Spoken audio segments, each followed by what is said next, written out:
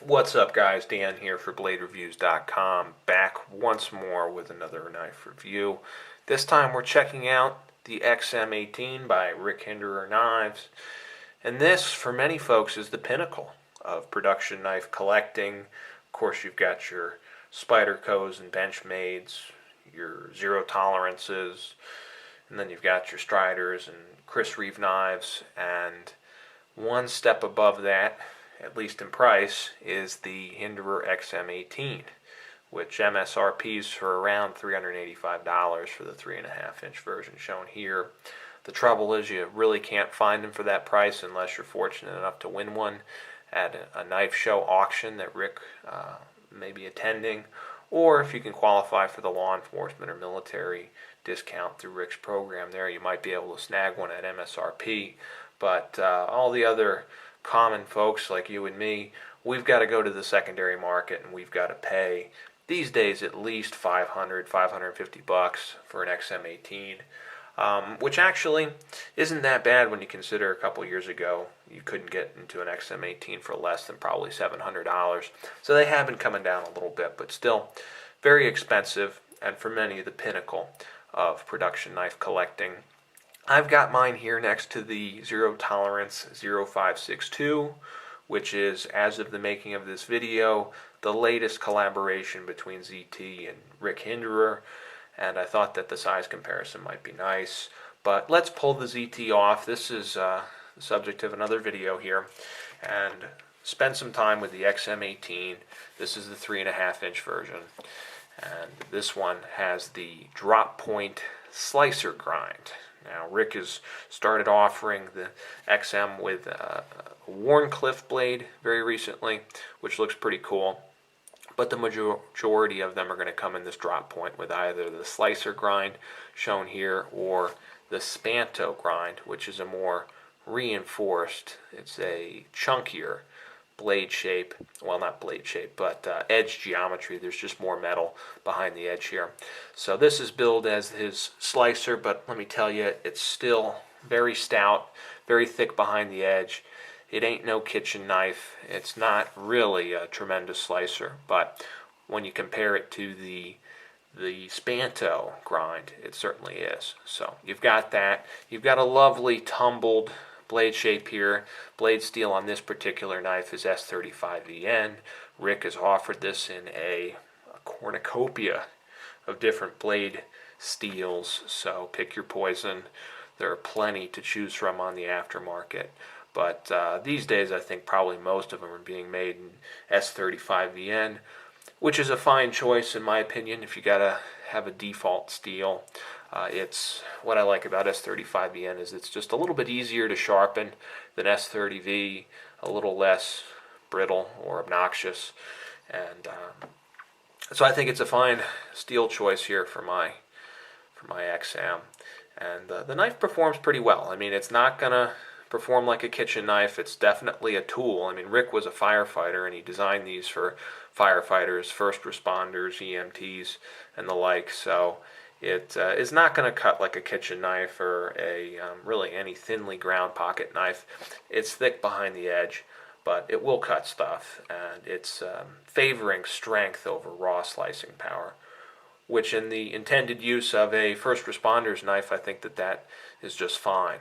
So let's move over to the handle here, and frankly, I love the handle. I love the way that they've put this thing together. You've got a G10 scale, you've got a titanium liner on the non-locking side, and then you've got a big, beefy frame lock on the locking side. And you've got all this cool custom hardware holding it all together. Custom screws, custom standoffs, the pivot's custom. Of course, you got your lock bar stabilizer, and it's just beautifully put together. I mean, I really can't overemphasize how nicely built this knife is. Just amazing, really, when you compare it to even the Striders and Chris Reeve products. It's just much heavier, it's thicker. It really is tough to put into words. So really, really nice. You've got an oversized lanyard hole here, so lanyard users rejoice. And you've just got an immaculate handle.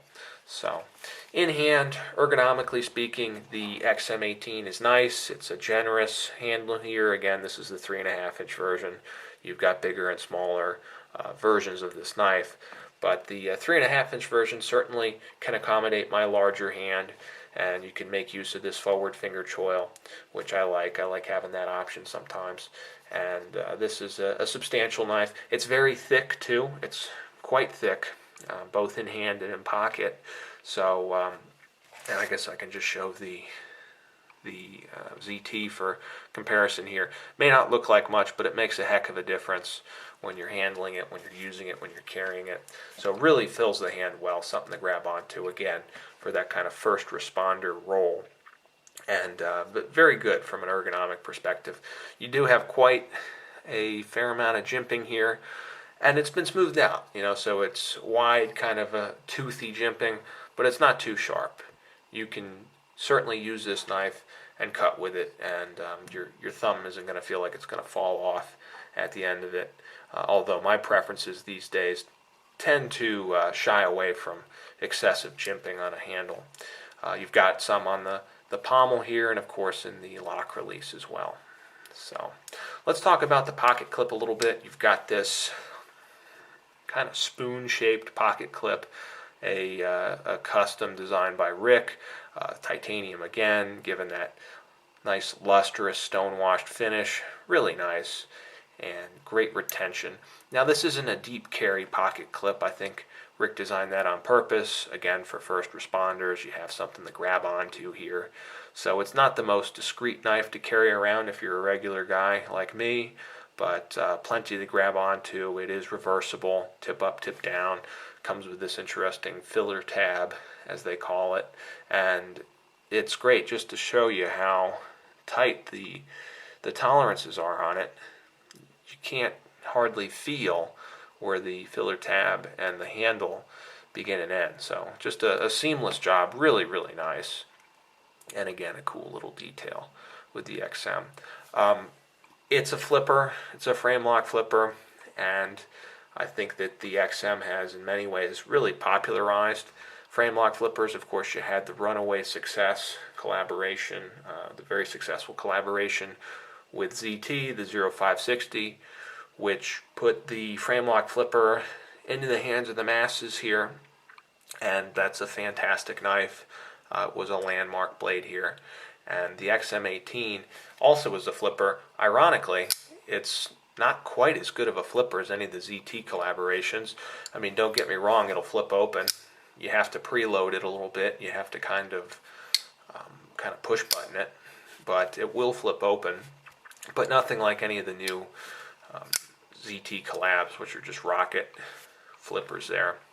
This one takes a little bit more finesse. It is possible to kind of flub the flip, so to speak, like that. So just kind of interesting, especially since this is the knife that for many put frame lock flippers on the map. You would think that it'd be a little bit more of a flipper, but it's not, at least in this current rendition here. That said, nobody's forcing you to use the flipper. In fact, some of them are sold as non-flippers. You can also use the thumb studs, which work really well. Plenty of room here. You can just kind of blast the blade open that way, and the thumb studs double as blade stops as well, so kind of interesting. But action is pretty smooth. Actually, it's very smooth. Rick uses these, they're like nylon washers of some sort, which I've never been a huge fan of. I've seen nylon washers in some of the Japanese and European knives, and I've always favored phosphor bronze washers over them, just thinking that they're more durable and they're self-lubricating, so maybe even smoother. But I will say that whatever washer Rick has put in here is nice and smooth, so I've got nothing against it. I don't live in the desert or anything like that, so I haven't taken this into to the beach or to a sandbox and seen what a bunch of grip will do to this washer. But for now and for my fairly pedestrian purposes, it's held up well. So let's talk about the lockup. You've got your titanium frame lock, and this is what a titanium frame lock should be. Just flawless lockup.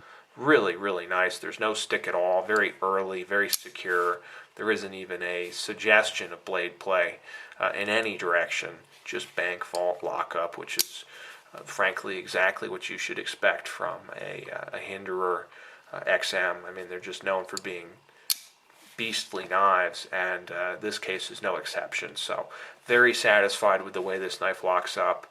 You'll notice that there is no stainless steel lock bar insert or anything like that, which is where we're seeing the industry kind of trend these days. And the XM, in my opinion, it doesn't need it, because I think this speaks for itself right here. Its lockup is great. There's no reason to mess around with it.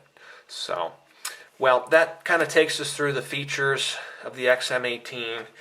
Final thoughts: at $385, this is a no-brainer. It's an awesome knife, and I think you're getting more out of the XM18 than you are from the, say, the Chris Reeve or Strider products. It just feels more substantial, really, really well built. At $385, I would be hugely impressed. At $500, I mean, you're still getting a really nice knife here. I'm less enthusiastic about it at $500, but I guess when you know they can be had for closer to $400, that'll happen, I suppose. But still a very nice knife. I'm very happy to have finally checked one out, and I definitely recommend it if you're interested. They're worth taking a look at. They're beautiful knives, really well made, and they have their little quirks to them. You know, the nylon washers and the fact that it is an amazing flipper. It's heavy. It's a tool. It's definitely not designed to be pocket frosting or something that you carry to the office if you're working in an office. It's a heavy-duty tool, so it should be respected as such, and it's designed not to compromise, I guess. So desk jockeys like myself can't really whine about it being almost 6 ounces, because it wasn't designed for somebody like me. So I respect that, and I respect this knife. Okay, guys, that was the review. Thank you very much for watching. Again, this is Dan for BladeReviews.com. Take care, and I will be back soon with another knife review.